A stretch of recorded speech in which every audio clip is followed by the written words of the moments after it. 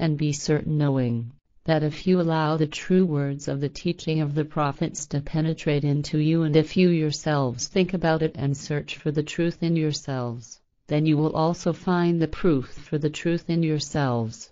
And if you do the same, then you will cleanse yourselves in your inner world consciousness and in the understanding of the truth, so that you will surely elevate yourselves to be the ones knowing in the truth and fair ones, responsible ones. 56. The announcement of the prophets, their teaching of truth, their teaching of spirit, their teaching of life, is not an announcement of the unseen unconscious, because the teaching is based on the laws and recommendations that are visible in everything and come from the wellspring of love creation, which reveals everything unremittingly.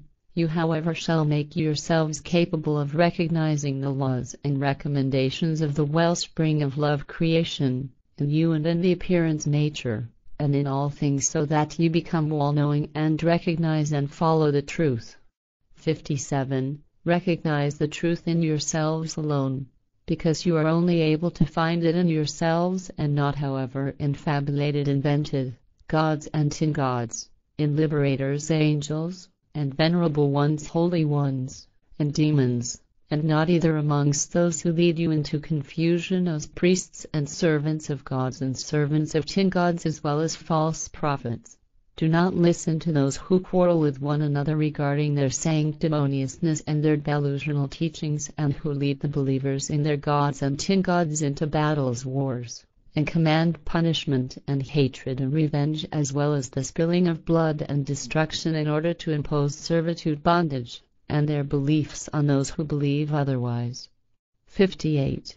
Listen to the good tidings of each word of your true prophets, and be honored to be allowed to receive the words and the tidings of truth, the tidings of spirit, the tidings of life from the prophets, for you yourselves also to go out into the world and bring the words and the tidings of truth to all those who want to hear it and make it their own. 59. And teach your children the teaching of truth whilst they are still in the cradle, and continue to teach them until they come of age, grow up, so that they may also teach their descendants if they beget them and bring them into the world. Act so that you and your descendants are righteous ones, conscientious ones, and are knowing in the truth and fair ones, responsible ones. 60. And if you say a prayer in truthfulness to your inner world consciousness, for something to come about that you rightfully wish for yourselves, and you do everything so that it may come about, then it will do so. 61. And if you speak to your inner world consciousness in prayer, then make sure that your words are not babbling, but are spoken in rationality, because it is not your babbling but instead your intellect and your rationality which create might in the inner world consciousness, from which what you are asking for becomes reality. 62. And he, the prophets who sent themselves out to you and send themselves out to you in order to bring you the signs, marvels, and the teaching of truth, the teaching of spirit, the teaching of life, so that you may become knowing in the truth about the laws and recommendations of the primal power creation, which you shall follow. 63. And the prophets come to teach you about what was before you and what will come after you, and they proclaim to you what you shall eat and drink and what you shall store up in your houses, so that you do not have to suffer from hunger or thirst in times when food is scarce.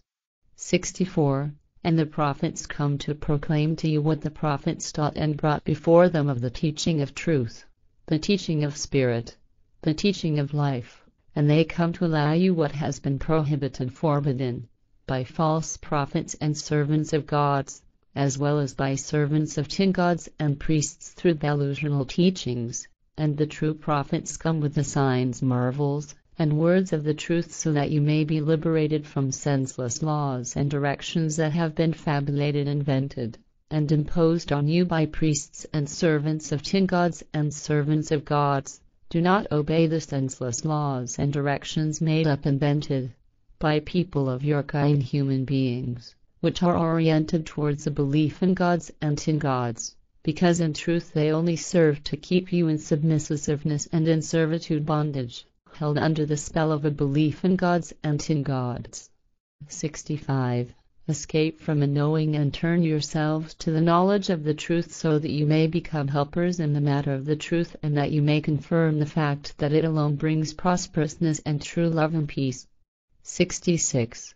And truly, let only the truth be your companion and the power of guidance through your present existence. 67. Follow the laws and recommendations of the primal power creation at all times, as they have been taught to you by the prophets, so that you can name yourselves confirmers of the truth and of the teaching of truth, the teaching of spirit, the teaching of life. 68.